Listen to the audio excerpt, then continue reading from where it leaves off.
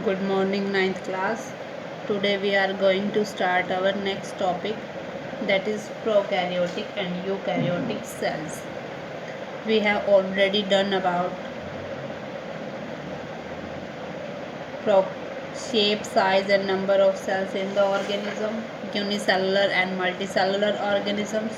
Now today in this video we will start from the prokaryotic and eukaryotic organism. On the basis of complexity of multicellular organism, we know that multicellular organisms are made up of a number of cells.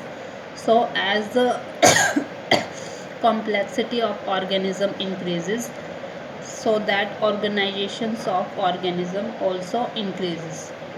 On the basis of this complexity, organisms are divided into types: prokaryotic organisms and next is eukaryotic organism.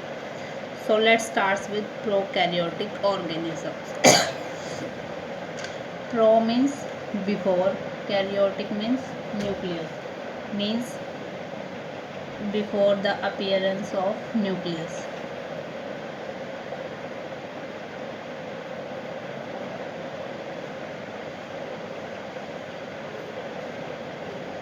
So prokaryotic organism may be defined as the organism in which nucleus is absent.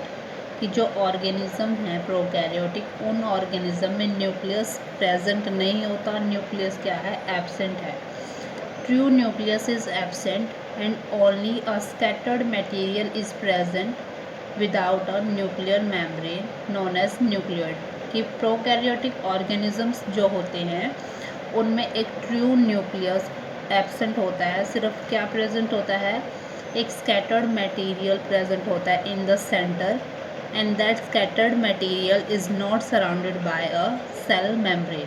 This is the scattered material which is known as nucleoid, and this scattered material is without a nuclear membrane. This is the structure of prokaryotic cell.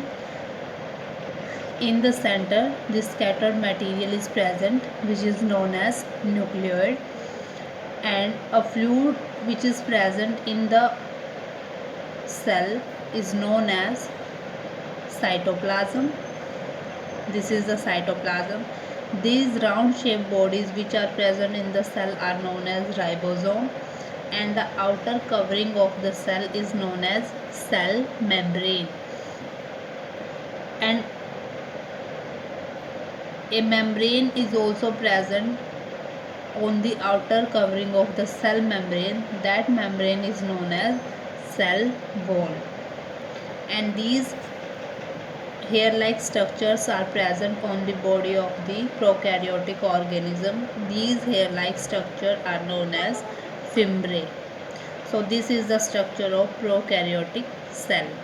Example of prokaryotic organisms are bacteria and blue-green algae.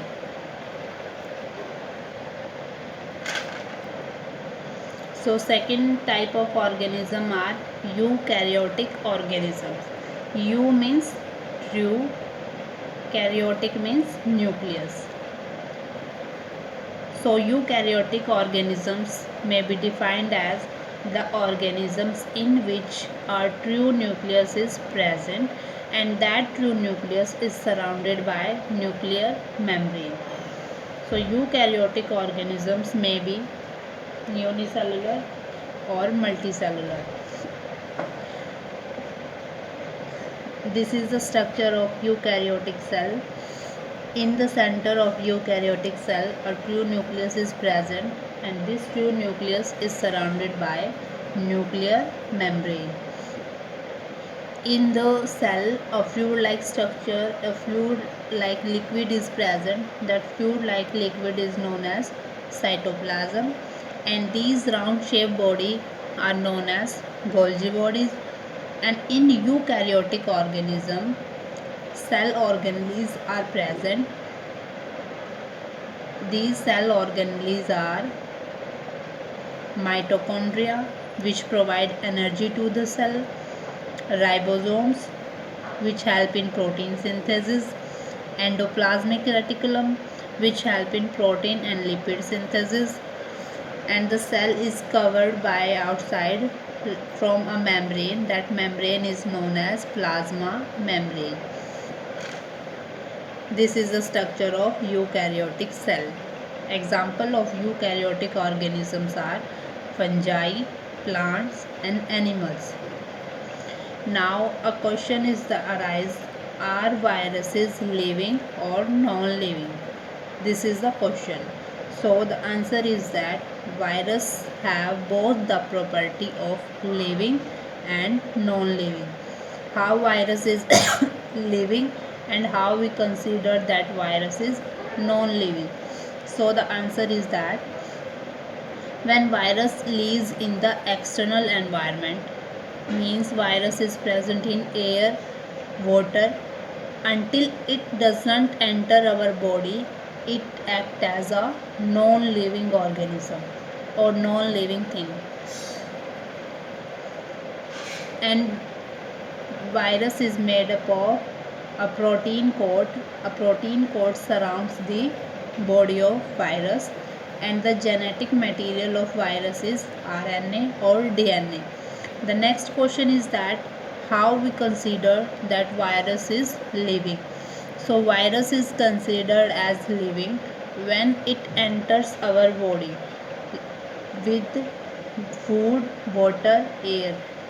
कि water, air और food के through अगर virus हमारी body के अंदर enter कर चुका है, then it uses our machinery, our food, our machinery, and it utilizes the energy from the host is human being, या the organism in which the virus enters.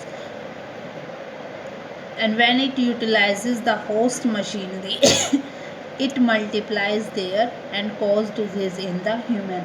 When it causes disease in the humans, it seems that virus is a living organism.